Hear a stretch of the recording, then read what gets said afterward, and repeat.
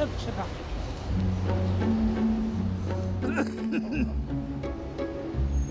Oh, c'est pourri. Dans une toute petite rue du quartier des Halles, en plein centre de Paris, l'Agora ouvre ses portes chaque matin à 8h30. Ça va, monsieur Gilles? Et toi, ça va, Jumi? Bien, merci. T'es là revenu? Je suis revenu, je suis bien revenu. Ah, c'est bien, Jumi. Rebonjour, Céline. Salut Gégé, comment ça va? C'est Céline ou Cécile? Oh, Céline, c'est ça. Colette. Ah, la reine des paupiettes. Ouais. Ah. C'est le plus grand accueil de jour de l'association Emmaüs en France, fréquenté quotidiennement par près de 200 personnes précaires ou sans domicile fixe. Ça va Hugues? Alors mon petit Julien, ça va? Vous êtes bien? Bien et toi? Parmi les habitués ici, Gérard et Gérard, dit les GG. On va prendre un café, la douche, laver le linge et causer avec eux. J'aime cet endroit-là. Ici? Ah, parce que les gens sont formidables, ceux qui travaillent ici. Ils te respectent, Pour moi, c'est ma famille ici. Permettre l'accès à des services de base comme un brin de toilette, un café chaud ou lancer une lessive, cela fait partie des missions de l'Agora. Allez, putain! Calme-toi, là, gros. Et que tu commences à m'énerver dès le matin, toi. Y a pas de... Putain, ta machine, je vais la faire exploser, moi. Tu n'auras plus de... Exploser, je te dis que je vais la faire. Ça fait 4 ans qu'on se connaît. Oui. Et on se rencontrait ici. Hein. On était assis sur une chaise. J'ai dit, ben non, on se regarde. Et il me dit, hey, comment tu t'appelles, toi? Ben, Gérard. Oh, qui me dit, moi aussi. Où c'est que t'es natif d'où? Qui me dit, ben je dis de Lens. T'es un ch'ti comme moi. Je viens de Béthune. Pas-de-Calais. Tout simplement. Et depuis, tu vois, on est comme frères. Et il y en a beaucoup dans la rue qui nous prennent pour des frères. Depuis ce temps-là, on ne se quitte plus. On est inséparables, même ici, devant de l'heure, ils nous appellent les inséparables. Ah oui, On oui, dort oui. ensemble, on va partout ensemble, on mange ensemble, bon, on dort ensemble, enfin, façon de parler. Assistante sociale, éducateur spécialisé, juriste, ici une trentaine de travailleurs sociaux prend soin des gens de la rue. En particulier en cette période de forte chaleur, en ce mois de juin. Une période dangereuse pour les personnes qui vivent dehors. Pas trop chaud, ça va? Oh, 33 cet après-midi. Hein. Pensez à profiter de la douche. Hein. Ah oui, oui, oui. Pensez. Hein. Si vous voulez prendre plusieurs douches par journée, vraiment, Ah, vous fermez pas? n'hésitez pas. Hein, Pour la est ouvert canicule. non-stop. On est ouvert non-stop. Tu veux un filtre avec? Non, moi j'en veux pas. C'est pour toi? Oui, c'est pour veux un moi. filtre? Ouais, un filtre, merci. Vous avez bu de l'eau? Non. Pensez à boire, les gars. Ah oui, il y a la fontaine. Là. Je peux prendre un gobelet d'eau. Ici, c'est piège. Parce que mine de rien, ici, il fait un peu frais. Et t'as vite fait de te retrouver déshydraté. T'as la fontaine, t'as des gobelets, il y a tout ce qu'il faut. Oui, je sais. Tout ce qu'il faut. Faut vraiment penser à boire. Et pour la sortie? Eh ben, du coup, pour la sortie, vu qu'on va être en mode canicule même mercredi, du coup, on a reporté la pétanque. Ah oui. Brosse à dents, rasoir. Jimmy est éducateur spécialisé. Toute la journée, comme ses collègues, il répond à des demandes très variées. Alors, votre domiciliation et la domiciliation de monsieur. Donc voilà, tout est prêt, tout est signé. Donc elle est à compter du 15. Donc ça y est, ça veut dire qu'elle est valide. Est-ce que vous voulez que je vous en fasse une photocopie? D'accord. 450 personnes bénéficient du service de domiciliation de l'Agora. Pour les papiers officiels et tout le courrier, leur adresse, c'est ici. C'est la base des démarches administratives. Au final, les personnes qu'on accueille ici n'ont pas de lieu d'hébergement, n'ont pas de chez eux, n'ont pas de boîte aux lettres. Et dans toutes leurs démarches, elles vont avoir besoin d'un endroit où elles peuvent recevoir leur courrier. Donc la domiciliation, c'est ça. Les femmes représentent un peu moins de 10% du public accueilli ici. Anne est une habituée des lieux. Sous tutelle pour incapacité, elle vit complètement marginalisée. Ce matin, elle est venue voir Jimmy parce qu'elle s'inquiète de devoir faire un bilan ophtalmologique. Non, mais est-ce que ça veut dire que c'est remboursé ou... Enfin... On en a déjà parlé ensemble, d'accord? Oui, mais là, dans ce sens... Anne est comme de nombreuses personnes en situation de précarité. Elle connaît mal ses droits en matière d'accès aux soins. Du coup, elle hésite à entamer des démarches auprès des médecins ou des hôpitaux. L'histoire du coût n'a aucune importance. Parce que pour qu'il y ait remboursement, il faut qu'il y ait avance de frais de votre côté. On est d'accord, hein? Si demain, voilà. Mais vous, c'est pas le cas. Vous avez une couverture maladie, vous avez la mutuelle. Donc il n'y a pas d'histoire de remboursement. Vous n'allez pas devoir sortir un seul euro. Rien, même pas 5 centimes d'euros. Antoinette Salem est médecin bénévole à l'Agora. J'avais invité Anne à venir aujourd'hui, d'accord? Parce que Anne, elle est dans une dynamique où elle se dit qu'à un moment donné, ça serait bien qu'elle commence à s'occuper d'elle, à s'occuper de ses yeux, à s'occuper de ses oreilles, etc. etc. Oui, elle va s'occuper de son diabète, on en a parlé encore la semaine dernière. J'ai pris ce matin pour la première fois. Le docteur Salem connaît bien Anne, qui vient la voir en consultation régulièrement pour des problèmes très variés. Avec elle, comme avec ses autres patients de l'Agora, le médecin sait lire entre les lignes. Chaque semaine, il y a quelque chose de nouveau. Une fois, c'est un problème de peau, une fois, c'est un problème donc, avec les yeux, une fois, c'est un problème avec ses pieds. Chaque semaine, elle trouve quelque chose. Au fond, je crois que c'est pour exister. Pour sortir de la transparence, se sentir malade, comme pour se sentir vivant. Le docteur Antoinette Salem est à la retraite depuis plusieurs années. 2 fois par semaine, elle vient bénévolement assurer des matinées de consultation pour les personnes de la rue. Et elle y est toujours très attendue. Wow, vous avez changé de tenue, là. Ouais. Martine, vous me rappelez votre nom de famille? Je l'ai oublié.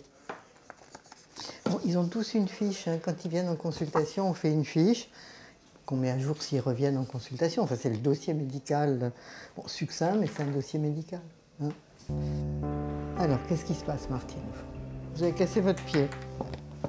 Allongez-vous, que j'ai la jambe à portée de main, si je puis dire. Comme tout généraliste, le docteur Salem soigne des angines, des gastro et autres bobos.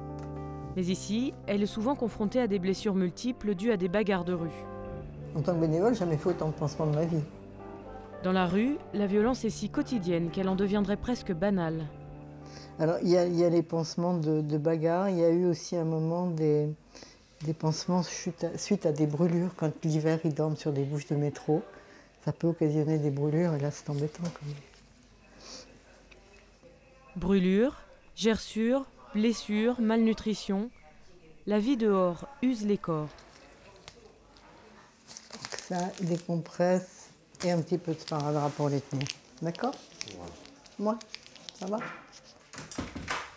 Mais les troubles les plus fréquents sont surtout d'ordre psychologique. Est-ce que vous êtes déjà venu en consultation ici? Non, jamais. D'accord. Donc je vais vous faire une fiche. Et sont souvent liés à des questions d'addiction de tout genre. Enfin, au début, on m'avait donné des Imovan tous les soirs, autrement je dors pas. Je fais des cauchemars. Avec ça, je dors 5-6 heures, autrement je dors pas. Alors le problème, c'est que quand on est à la rue, c'est pas bon non plus de prendre des somnifères. Moi, je peux pas vous prescrire de somnifères. En 12 ans de travail auprès des personnes marginalisées, le docteur Salem a appris à reconnaître les signes d'addiction, y compris aux médicaments. Bon, c'est quelque chose qui est quand même dangereux, surtout si vous en prenez... Ça fait combien de temps que vous prenez de l'Imovan ou je ne sais quoi? Depuis l'accident, depuis Rony, j'ai eu un drame. Ma fille, ma femme brûlée vive, donc ça reste dans la tête. Je sais bien, monsieur, mais... Ça m'a amené à la rue et depuis, je ne dors pas. Je sais bien, monsieur, mais il y a d'autres manières de résoudre le problème que de prendre des somnifères. Mais non, il n'y en a pas. J'ai fait toujours la question. J'en ai vu des psychiatres, des cellules psychologiques, des machins, des trucs qui servent à rien. Écoutez, si ça ne sert à rien, moi, le somnifère, non. Elle sait aussi comment garder son sang-froid. J'ai cru qu'il allait devenir extrêmement agressif quand j'ai refusé les somnifères. Le regard a changé, ça avait été des pistolets, j'en prenais plein la tronche. C'est quand même très dur, hein, la vie à la rue. Donc, oui, s'il est profondément endormi et assommé avec son médicament, on peut lui piquer ses affaires, ou le tabasser, ou il va être moins vigilant et moins capable de se réveiller au moindre phénomène un peu bizarre. À mon avis, c'est pas de somnifère dont il a besoin, parce qu'il vous dit je ne dors pas, mais je fais des cauchemars. Je pense qu'il a développé une certaine addiction aux médicaments. Alors j'ai dit non, il y a mais vraiment une espèce d'agressivité à peine contenue, hein, qui fait que, non, mais même pas, non, parce que je ne sais pas ce qu'il va en faire. Difficile d'accompagner des personnes dans des projets de vie quand l'emprise de l'alcool ou de drogue dure se fait sentir. Alors ici, la lutte contre les addictions est au cœur de toutes les conversations. Tu l'as vu ou pas? Comme ce matin pour Céline, assistante sociale, et Jérôme, éducateur spécialisé. Qu'est-ce que tu as fait ce week-end? Rien. T'as consommé beaucoup?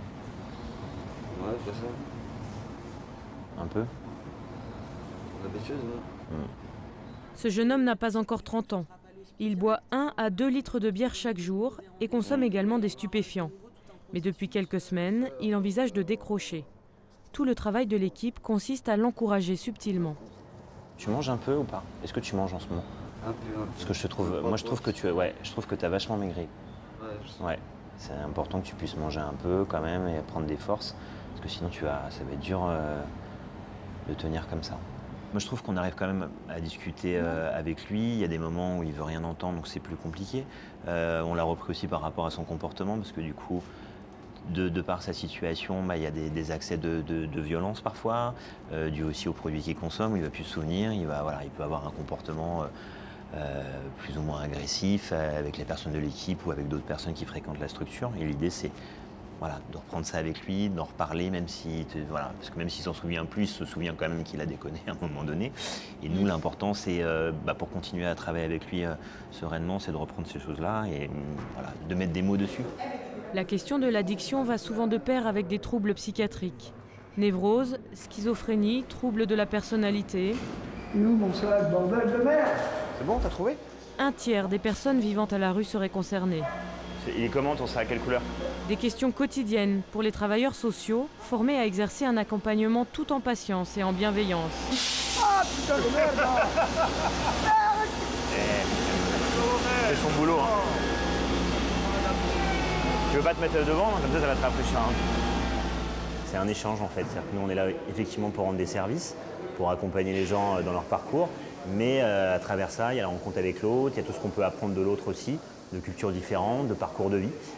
Donc tous les jours, c'est un enrichissement aussi personnel. Mais ce qui est intéressant, c'est quand les gens reviennent nous dire, voilà, aujourd'hui, tout va bien, j'ai retrouvé un boulot, je me suis marié, j'ai des enfants. C'était un passage de ma vie, ça a été difficile. Aujourd'hui, ça va mieux. Et puis ce retour-là est aussi positif pour nous. Ça veut dire que notre mission a du sens. On a été utile à un moment donné à ces personnes qui sont passées ici. Il y a du soleil aussi. Il y a du soleil partout. Hein. On peut se mettre au plan d'eau.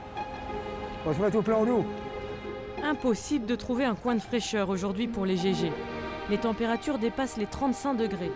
En plein Paris, l'air est irrespirable. Ça va, Marie? Au café? Alors c'est à l'Agora qu'il trouve un peu d'ombre. Le plan canicule est activé. Exceptionnellement, l'accueil de jour est ouvert plus longtemps que d'habitude. On ne ferme pas ce midi. Ouais. Donc t'as le temps, Hugues. C'est ouvert. Ouais, parce qu'il fait très très chaud aujourd'hui. Les équipes d'Emmaüs sont vigilantes. Les recommandations pour ne pas se déshydrater doivent être appliquées à la lettre. Vous allez bien? Vous avez une petite bouteille d'eau? Car ce public est tout aussi vulnérable que le sont les personnes âgées ou les bébés en période de forte chaleur. Bonjour madame le docteur, ça va? Vous allez bien? Bonjour. Enchanté, ça me fait plaisir, vous êtes là. Et pour le docteur Salem, la médecin bénévole, chaque consultation est aussi l'occasion de rappeler les gestes essentiels. Je sais que c'est la canicule, mais je sens... Alors, est-ce que vous buvez beaucoup d'eau? Oui, bien sûr. Il faut boire beaucoup d'eau, là. Oui, bien sûr. Contrairement aux idées reçues, c'est l'été que l'on compte le plus de décès parmi les SDF. Les périodes de grosse chaleur sont pour les gens qui vivent à la rue beaucoup plus dangereuses que les périodes hivernales, souvent. Elles sont plus dangereuses parce qu'il faut dire qu'une grande partie de la population qui vit à la rue s'alcoolise et que quand on s'alcoolise en période de canicule, il y a des déshydratations qui peuvent être beaucoup plus rapides. Et donc le conseil que je peux leur donner, mais ils en feront ce qu'ils voudront, c'est de boire beaucoup, mais de boire beaucoup d'eau. Dans l'alcool, il y a de l'eau, mais en plus, si vous voulez, ça réchauffe, ça modifie un peu le métabolisme et donc ça vous fait transpirer davantage, ça vous fait déshydrater. Ça peut amener à des comas, des malaises et des comas. Autre point à surveiller de près pour le médecin, les pieds, fragilisés par la chaleur. Alain est venu consulter parce qu'il a des douleurs qui l'inquiètent. Les pieds, c'est fondamental, la rue. Quand vous êtes à la rue, vous ne pouvez pas prendre le métro quand vous êtes en dessous. Enfin, moi, c'est pas mon cas, mais enfin... Ah oui, quelqu'un qui ne peut pas marcher et à la rue, c'est dramatique. Donc c'est à ce niveau-là que vous avez mal. Ouais, je sais pas. Et parce que c'est loin d'être un détail, le docteur Salem n'est pas la seule à veiller sur les pieds des sans-abri. Bonjour, vous viendrez pour les pieds? Toutes les semaines, Michel Loquet, socio-esthéticienne, organise un atelier de soins des pieds dans le grand hall de l'Agora. Vous marchez beaucoup, hein? Je ne sais pas combien vous faites de kilomètres et vous avez quand même souvent mal aux pieds. Vos chaussures, vous n'êtes pas bien dedans, mais c'est pas facile d'en avoir d'autres, hein. Si nous, on était à leur place avec la chaleur et des chaussures très très vieillissantes, eh bien on serait vraiment content de faire des bains de pieds et de s'en occuper. Tout en dessous. Et on y va à fond. En cette période de canicule, ces ateliers ne désemplissent pas. Oui, ça fait du bien. Ça fait vraiment du bien. Vous n'imaginez pas, on sent mieux. Ça aide à supporter le choc. On va dire ça comme ça. Il faut bien penser à s'essuyer entre les orteils pour éviter la mycose. C'est un petit champignon. La socio-esthéticienne est très attentive à la santé des SDF et n'hésite pas à les orienter, si nécessaire, vers le podologue et le médecin de l'Agora. Prendre soin de son corps, souffler un moment, retrouver une dignité, c'est le but des ateliers esthétiques que propose Michel. Au sous-sol, avec Camille, elle prépare un moment de détente réservé aux femmes. Alors, Boujena, en fait, elle est en train de faire sa lessive. Boujena est nouvelle et elle aimerait bien participer, mais elle ne peut pas prendre le risque de laisser son sac d'affaires à l'étage. L'animatrice cherche donc une solution pour elle. Voilà, c'est Lucas qui l'a descendu pour vous. Hein? Et je sais pas comment on va le remonter. Dans ce caddie, il y a toute la vie de Boujena. Ses vêtements, mais aussi ses papiers, ses photos, ses médicaments et son argent. Si tu fais un atelier comme ça en te disant bon bah je vais faire ça, ça va être génial, etc. mais que tu penses à des gens comme nous qui avons des maisons, etc. tu te gourres, t'es à côté. Donc là, si je lui dis ah bah non, je descends pas votre bagage parce qu'il reste trop lourd, je la prive du truc, c'est impossible. De même, elles arrivent un peu en retard. Mais parce que parfois, elles déjeunent dans un restaurant social à l'autre bout de Paris. Si je lui dis bah non, il est 14h22, je vous prends pas, c'est juste pas faisable quoi. Au début, j'étais un peu psychorigide, et puis je me suis détendue avec le temps. And are you alone here, or do you have a family? No, I'm alone. You're alone. But you want to stay? You like it?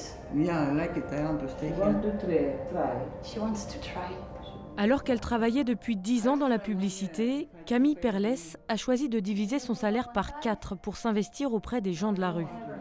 Et avec Michel, elles offrent bien plus qu'on ne pourrait croire. Quand une personne a été plus ou moins longtemps à la rue, elle a perdu son estime. Elle n'est plus regardée par personne. Souvent, elle se laisse aller. Apprendre à se maquiller, c'est retrouver son estime, s'aimer, avoir plaisir à regarder dans le miroir.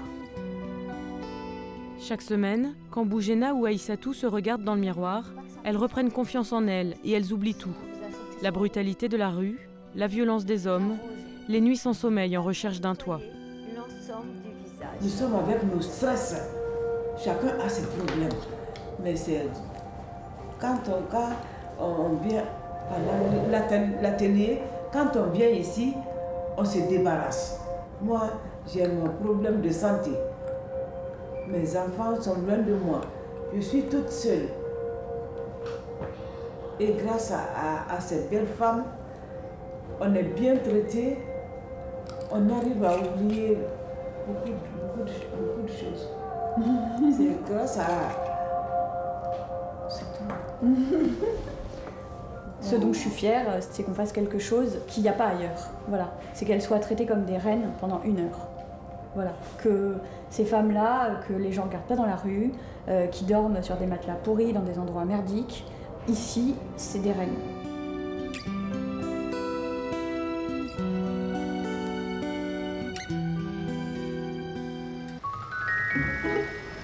Et messieurs, demi-tour, demi-tour, demi-tour, demi-tour. On t'attendait. Hein? On t'attendait. Mais tu m'attendais en partant? Non, mais on allait à la rencontre. Allez, venez. Ça fait longtemps qu'on s'était pas vus, nous. Pour 15 jours. J'étais pas là la semaine dernière, oui, tu sais. Oui, j'espère qu'elle n'est pas malade. Bonjour. Ombline revient d'un tournage à l'autre bout de la planète et elle est attendue ce soir sur les planches d'un théâtre parisien. Ça va? Je vais poser mes affaires, j'arrive, d'accord? Oui, peut-être ici. Ouais, j'arrive tout de suite. Bonjour. Mais elle tient à sa séance hebdomadaire à l'accueil de jour d'Emmaüs pour les gens de la rue. Il y a 2 semaines, du coup, elle m'avait demandé du Shakespeare. Donc j'ai pris des monologues de Shakespeare et j'ai pris d'autres monologues sur lesquels on travaillait déjà. Chaque semaine, cette comédienne metteur en scène retrouve les GG, Jean-Luc, Marine, Anne et tous ceux qui ont envie de participer librement à l'atelier théâtre proposé par l'Agora. Allez au bout de l'inspire, au bout de l'inspire, au bout de l'inspire. Bloc, monte bien les épaules, Marine. Expire, roule les épaules vers l'extérieur. Un atelier qui stimule la fibre artistique, mais qui permet d'abord de se reconnecter avec un corps souvent délaissé. Pour moi, le travail physique et technique, c'est 95% du boulot, quoi, quasiment, dans une préparation, par exemple. Et je trouve ça hyper important qu'ils en prennent la mesure. Et ils ont aussi, avec ça, des corps qui sont super abîmés. Ils ont un rapport au corps qui est quand même vraiment très particulier. Je veux dire, ils passent leur journée à marcher. Ils ont des fonctions vitales qui sont altérées par le fait qu'ils se nourrissent mal, qu'ils ne dorment pas, qu'ils picolent, qu'ils se droguent, etc. Et je trouve qu'il n'y a aucun moment où ils essayent de rassembler et juste un tout petit peu prendre conscience de on est là, on a 2 bras, on a 2 jambes, est-ce que ça fonctionne aujourd'hui, est-ce que ça ne fonctionne pas? Et donc pour moi, ce travail d'échauffement, il vient en même temps que le travail de l'acteur. C'est le bassin qui part en premier, Marine. Là, ici, vraiment. Omblin insiste sur le travail corporel comme avec des professionnels. Transfère le poids du corps à droite, genou gauche. Il fait une chaleur. Il fait chaud quand même. De bête. Allez, respirez bien. Et continuez à vous bien respirer, ne vous mettez pas en apnée. Mais GG, quel jeu de jambes, sublime. Des exercices pas toujours faciles à mettre en pratique avec ces comédiens venus de la rue. Alors Omblin a dû s'adapter. L'hiver, ils ont 3 pantalons et 4 manteaux, l'un sur l'autre, quoi. Empilés, tous. Et j'ai mis longtemps avant qu'ils enlèvent couche par couche aussi. Là, on a 3 mètres à faire entre le public et le plateau. Il y en a encore qui viennent avec leur sac, qui font ce trajet-là avec leur sac. Mais parce que déjà, ils se font tout le temps tirer toutes leurs affaires. Donc ils ont souvent tout avec eux tout le temps, même s'ils se déplacent pour aller à la machine à café. Et puis il y a aussi le fait que c'est leur armure, quoi. Vachement compliqué d'un coup d'enlever tout ça, toutes ces couches, pour être dans autre chose. Ah, tu veux choisir une autre phrase, toi? Ouais. Ben, on fait d'abord un peu ça là, après tu écriras l'autre, ok? Choisis là. Vas-y, GG. Macha lâcha son châle, attaque bien. Macha lâcha son châle et Charles le Marchal marcha sur son châle. C'est mieux, un peu de volume. Envoie du son. On a une bonne professeure. Elle nous aime bien et on travaille bien avec elle. Puis vous voyez, il y a une bonne ambiance. Toujours en train de rigoler. Puis Omblin, elle nous paye le café. Ça passe le temps quand même, hein. Ça change les idées. Oh voilà, oh voilà. Alors ça sent, en batterie, justice, justicier, je suis perdu. Je suis assassiné. On m'a coupé la gorge. On m'a dérobé mon argent. Qui peut s'être? Il y a de la joie. Tout le jour, mon cœur bat, chavire et chancelle. C'est l'amour qui vient avec je ne sais quoi. C'est l'amour. Et voilà comment chaque semaine, l'espace d'une matinée, bien articulé Molière devient tout aussi important que de chercher un coin pour dormir ou de dénicher quelques euros pour déjeuner. Ça sent bon par ici, hein? Oui, oui, oui. Ça sent bon. Ouais. On a tous les jours nos petits rituels, on va dîner, on va boire, fumer, même draguer. Depuis plus de 20 ans à la rue, les GG connaissent toutes les ficelles du système D, comme ils disent. Entre associations caritatives et structures sociales, ils savent toujours où manger. Comme ce soir, dans l'un des restaurants solidaires de la mairie de Paris. Le restaurant là est ouvert toute l'année, mais sauf les jours fériés. Oui, c'est fermé, hein? Oui, jour férié, oui. Et fermé le dimanche. Et du coup, comment vous faites le dimanche? Comme je viens de vous dire, des gens qui nous donnent à manger, ou alors on ne mange pas, on attend de ce qu'on a dit. On n'a pas le choix. Et comme on n'est pas des voleurs, on ne peut pas aller voler au magasin, rien. Donc on peut faire attendre. Ouais, hein. C'est le système des merdes. Oui, le système des... Mais c'est très dur, c'est très dur. Et heureusement qu'on est ensemble, parce que si vous seriez tout seul, vous craquez. Hein, parce que trop. C'est ce que je disais ce matin, si tu es tout seul dans la rue, tu gamberges. Ah ouais, ouais. Et il peut t'arriver un pépin. Hein. Tu peux faire n'importe quoi. Tous les soirs, les inséparables GG, comme plus de 110 000 autres personnes sans abri en France, cherchent un endroit où passer la nuit. L'hiver, c'est le métro qu'ils choisissent. Mais en cette période de chaleur estivale, ils confient leur sommeil à Saint-Eustache, en plein cœur du quartier des Halles. Oh la vache, casquette. Ah ouais, ma casquette, ouais. Bah oui, on m'a mis là-dedans. Ah bah j'avais oublié ce matin. Bah oui, il y a quelqu'un qui l'a mis là-dedans. Ah. Bah oui. Bah c'est la preuve qu'il n'y a pas que des voleurs en France. Me voici arrivé à bon port. Dernière étape, c'est s'allonger. Hop. Oui, viens. Bah oui, Viens là, mon petit. Allez, c'est parti. Hop là.